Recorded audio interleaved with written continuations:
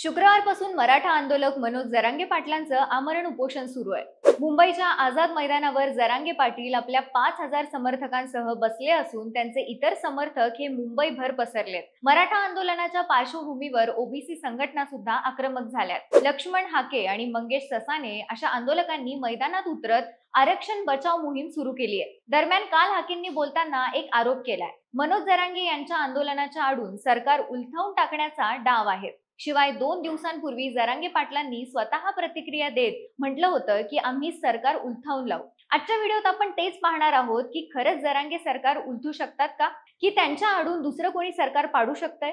नमस्कार, मी अंजली कुलकर्णी आणि तुम्ही पाहताय महाराष्ट्र भूमी। सर्वात अगोदर तर दोन्ही आंदोलकांनी काय विधान केले ते पाहूयात। मुंबईतल्या आंदोलनाच्या पार्श्वभूमीवर 25 ऑगस्टला जरांगे पाटलांनी अंतरवाली सराटीत पत्रकार परिषद घेतली होती। त्यात बोलताना जरांगे पाटील म्हणाले की आता आरक्षण घेतल्याशिवाय माघारी फिरणार नाही, जर आरक्षण दिलं नाही तर सरकार उलथावून लावू, असं जरांगे पाटील म्हणाले होते।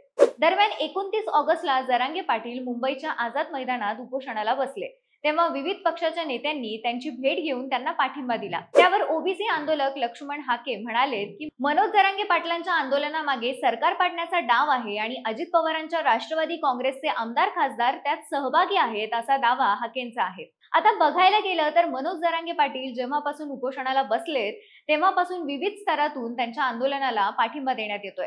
राजकीय नेत्यांबद्दल पाहिलं तर राष्ट्रवादी काँग्रेस शरदचंद्र पवार पक्ष, राष्ट्रवादी काँग्रेस अजित पवार पक्ष, ठाकरे गट, काँग्रेस अशा पक्षाने थेटपणे जरांगे पाटलांच्या आंदोलनाला पाठिंबा दिलाय। आता या नेत्यांची नावं एक एक करून पाहिली तर खासदार भास्कर भगरे, बजरंग सोनवणे, खासदार ओमराजे निंबाळकर, संजय जाधव, आमदार प्रकाश सोळंके, संदीप क्षीरसागर, विजयसिंह पंडित, प्रवीण स्वामी, अभिजित पाटील, नारायणआबा पाटील, बाबासाहेब देशमुख, कैलास पाटील, अंबादास दानवे, सना मलिक, सरोज आहेर या सर्व नेत्यांमध्ये 4 आमदार हे राष्ट्रवादी काँग्रेस अजित पवार गटाचे आहेत।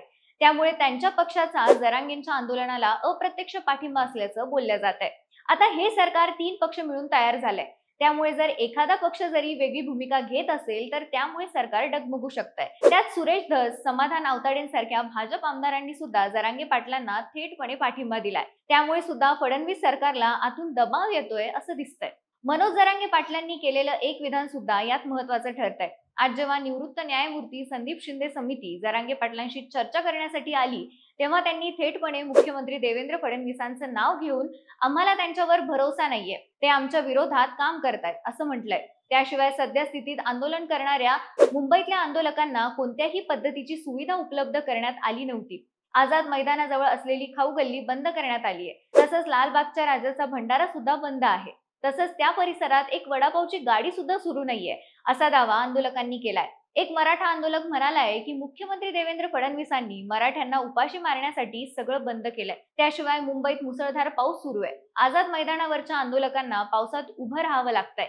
मैदानावर पूर्णपणे अंधार आहे, तिथे दिवे सुद्धा नाहीयेत। मनोज जरांगे पाटलांनी त्यावर बोलताना आरोप केलेत की महानगरपालिकेकडून कोणतीही सोय करण्यात आलेली नाहीये। महापालिका मुख्यमंत्र्यांच्या सांगण्यावरून हे मुद्दाम करते आणि हे असं 1 किंवा 2 वेळा नाही तर जरांगे पाटलांनी 3 ते 4 वेळा मुख्यमंत्री फडणवीसांचं नाव घेऊन त्यांचा मराठा समाजावर द्वेष आहे असा आरोप जरांगे पाटलांकडून करण्यात आलाय।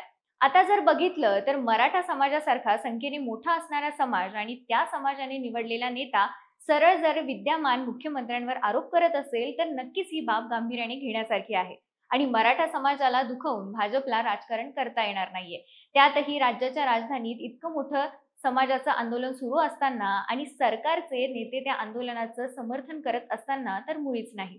मग अशात सरकार पडेल का, तर त्याची शक्यता फार कमी आहे। पण मराठा आंदोलकांचा विद्यमान मुख्यमंत्री देवेंद्र फडणवीसांवरील रोष पाहता त्यांची मुख्यमंत्री पदावरून उचलबांगडी होणार असंच दिसतंय।